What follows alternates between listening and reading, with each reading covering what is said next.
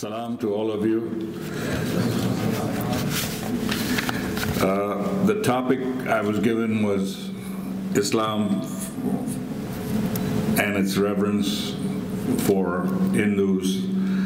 You have an article in your program, so I will not spend too much time explaining what that article is, but we have had a long relationship, and wherever there was injustice, we stood up for it, and we have been brothers, and we have fought with each other, for each other, with each other, against any tyranny, and whether it was Yazidis or anything else that is taking place right now, we're in it together, and we will continue to be so. So we have lived in peaceful coexistence. We have followed the same values of, number one, peace and coexistence, love, but more importantly, service and sacrifice that Islam stands for. So wherever that is, we're all brothers in the same quest, and we will fight it wherever it may be coming from. And if it's coming from, the Wahhabis, then so be it. We will fight them till the very end. And if that happens, either they will prevail or we will prevail. But I have all the confidence that the Almighty will help us prevail.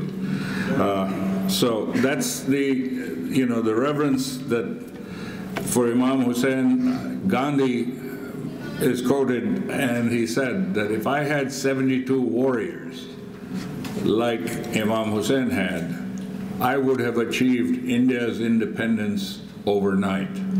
So that's the reverence and respect that is there and always was there. Now, growing up in India, I, of course, lived in a town which was half and half Muslim, half Hindu, and we lived like brothers. The greatest example of Islam and Islamic values is, of course, Akbar the Great with his Deen-e-Ilahi, where again, he taught us to be brothers and live like brothers, and we did. I'll give you some examples of that. It goes both ways, but there was a hand-rolled bidi factory, which is a kind of a cigarette. It was known as the Sher Bidi, largest selling cigarette, hand-rolled cigarette in India. And the gentleman was a gentleman called Chunna Mian, and all his workers were Hindus who used to roll those bidis for them, and they had no place to go to worship. So he built the largest Hindu temple in my town back in 1962, and to this day it is there. So that is the case. And the same thing was done with the Gurdwara in Pakistan also, where they lost their Gurdwara and they were given the chance to worship in a mosque. So I was just reading that there was a gentleman called General Shah Nawaz Khan. He was the commander-in-chief of Subhash Chandra Bose's Azad Hind Fauj, the Indian National Army that was formed with the prisoners of war that were taken in World War II in Japan, and Subhash Chandra Bose headed that up, but his commander-in-chief was General Shah Nawaz Khan. And, they said, well, he was given the honor of removing the British flag and replacing it with the Indian flag when we got independence. But what they didn't mention, and I know for one because my grandparents were Gandhian freedom fighters, that General Shah Nawaz Khan was coming to address a rally in my hometown in Bareilly, and the British wouldn't let him land. So he threw down a piece of paper saying, we're going 30 miles away to the Nawab of Rampur's territory, and we'll land there and come by car.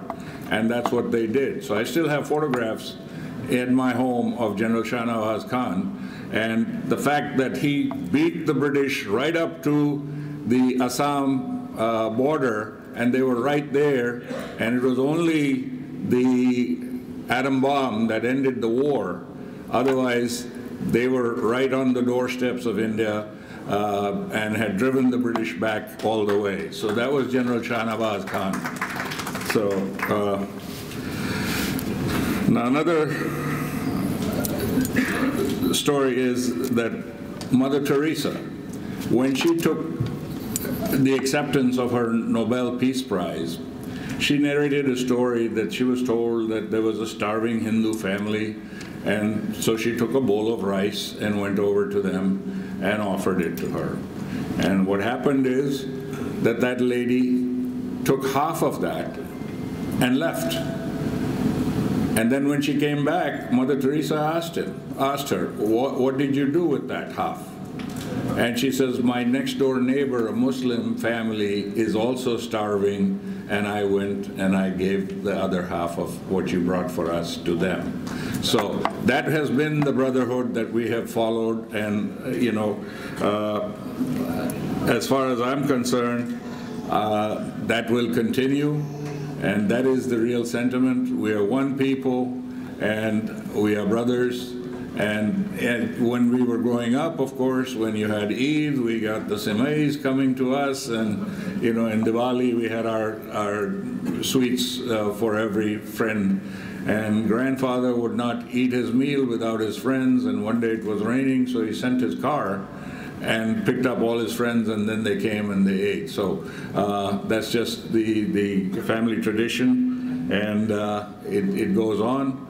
And I will continue to be by your side, fighting whatever battles we have, whether it's Wahhabism. So Yazidi is not gone, it's just incarnated in another form. So thank you. And I will be retiring, and Ram Anbarasan is going to be representing us, and he will be there to fulfill all your needs, and I will still be around fighting for peace and nonviolence, so I look forward to joining you in that. Thank you very much.